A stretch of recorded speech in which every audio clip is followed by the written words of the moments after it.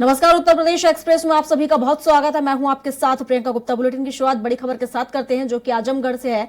CM Yogi Adityanath का आजमगढ़ दौरा रहने वाला है। विकसित भारत संकल्प यात्रा में शामिल होंगे सीएम योगी आदित्यनाथ। तो अकबेलपुर ग्राम पंचायत जहानागंज में यात्रा होगी और सुहेलदेव विश्वविद्यालय भी जाएंगे सीएम योगी आदित्यनाथ। तो विश्वविद्यालय के निर्माण स्थल का निरीक्षण कर समीक्षा करेंगे सीएम योगी आदित्यनाथ। तो सुहेलदेव विश्वविद्यालय भी जाएंगे और आपको बता दें कि यहां पर निर्माण स्थल का निरीक्षण कर समीक्षा भी करेंगे। तो कई कार्यक्रम आज उनके रहने वाले हैं। तो सीएम योगी आदित्यनाथ का आज आजमगढ़ दौरा रहेगा और कई कार्यक्रम इस दौरान उनके रहेंगे। विकसित भारत संकल्प यात्रा में शामिल होंगे सीएम योगी आदित्यनाथ और अकबेलपुर ग्राम पंचायत जहानागंज में होगी ये यात्रा।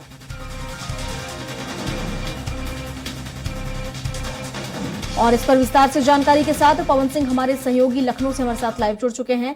पवन जी, जिस तरीके से देखा जाए सीएम योगी आदित्यनाथ का आजमगढ़ दौरा रहने वाला है, क्या कुछ कार्यक्रम उनके रहेंगे?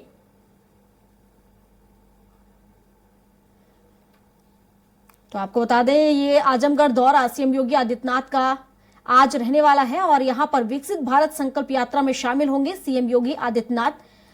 तो आपको बता दें कि इस यात्रा के जरिए लोगों तक पहुंचा जा रहा है और लोगों को के बीच पहुंचकर जो सरकार की और केंद्र सरकार की योजनाओं हैं, जो योजनाएं चलाई जा रही हैं, उन योजनाओं को कहीं ना कहीं जनता के बीच पहुंचाया जा रहा है, उसके बारे में जागरूक किया जा रहा है इस यात्रा के जरिए। और काफी देखा जाए इसका असर भी देखा जा रहा है। और इस पर विस्तार से जानकारी के साथ पवन सिंह हमारे साथ जुड़ चुके हैं, हमारे सहयोगी। पवन जी, जिस तरीके से सीएम योगी आदित्यनाथ आजमगढ़ दौरे पर आज रहने वाले हैं, क्या कुछ कार्यक्रम उनके आज रहेंगे? आज मुख्यमंत्री योगी आदित्यनाथ का दो दौरा है, एक आजमगढ़ और एक काशी। पहला आजमगढ़ पहुंचेंगे। आजमगढ़ करीब 2:30 बजे इनका जो है दौरा है वहां पहुंचने का।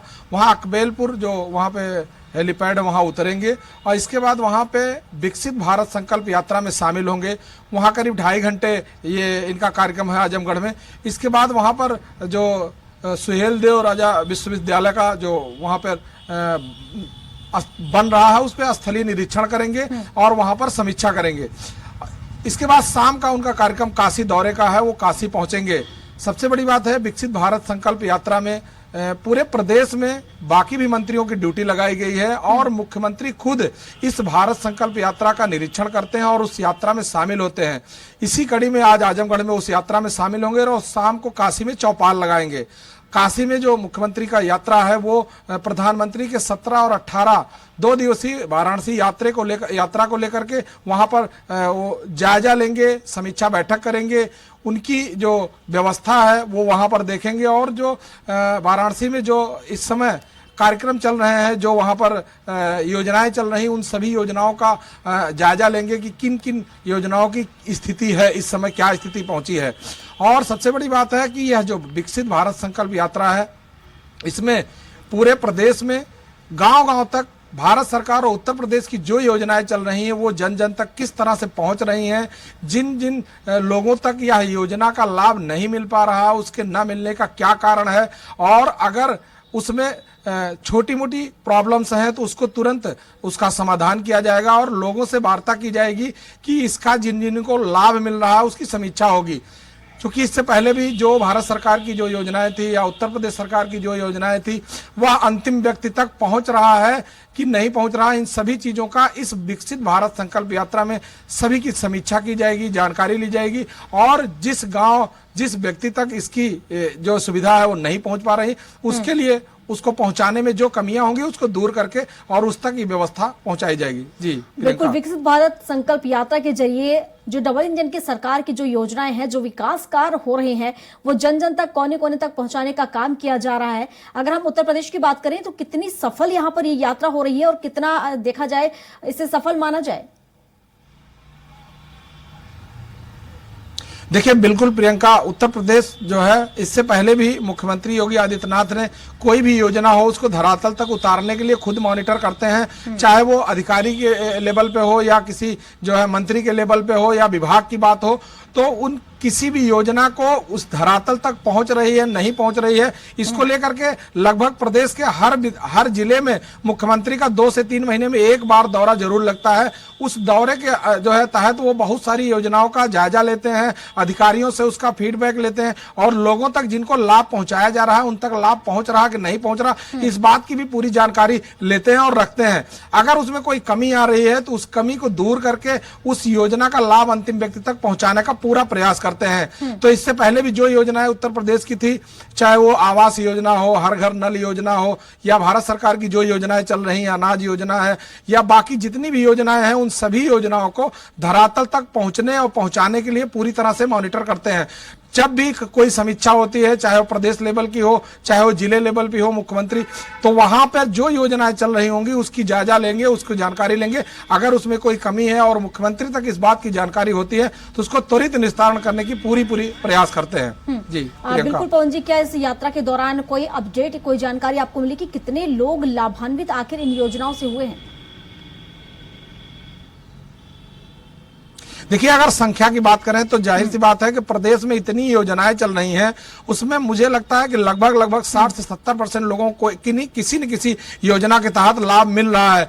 अगर किसी को अनाज का लाभ मिल रहा है तो दूसरे को आयुष्मान कार्ड का लाभ मिल रहा है, किसी को हर घर नल योजना का लाभ मिल रहा है। सबसे बड़ी बात है कि भारत सरकार और उत्तर प्रदेश की जितनी भी योजनाएं हैं उसमें बहुत सारे ज्यादा लोगों को कवर करने की व्यवस्था बनाई गई है, जिससे लोगों को कहीं न कहीं से लाभ जो है सरकार की योजनाओं का मिल रहा है। किसान की जो योजना है, इसके अलावा हर घर जनधन योजना है, बहुत सारी ऐसी योजनाएं हैं जिनको पर्टिकुलर एक फिगर में बनाया गया है जिससे कि सभी तक इस योजना का लाभ पहुंच सके। हर व्यक्ति तक कुछ न कुछ लाभ पहुंचाने के लिए पूरी तरह से उत्तर प्रदेश और भारत सरकार तत्पर है और योजनाओं का लाभ जमीन तक पहुंच रहा है। जी प्रियंका। बिल्कुल पवन जी, कुछ ऐसे एरिया भी होंगे, कुछ ऐसे इलाके भी होंगे या कुछ पिछड़ी जातियां होंगी, पहाड़ी इलाके होंगे जहां इन योजनाओं का लाभ नहीं पहुंच पाया होगा। सीएम योगी आदित्यनाथ पहुंच रहे हैं, इस यात्रा के जरिए कहीं ना कहीं उन तक पहुंचने का काम किया जा रहा है। तो ऐसे में देखा जाए तो उन लोगों तक कैसे आखिर ये योजनाएं पहुंचाई जा रही हैं?